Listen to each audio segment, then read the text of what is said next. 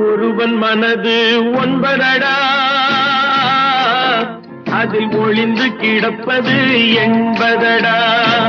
ஒருவன் மனது ஒன்பதடா, அதில் ஒளிந்து கிடப்பது எண்பதடா. உருவத்தை பார்ப்பவன் மனிதனடா, அதில் உள்ளத்தை காண்பவன் இறைவனடா.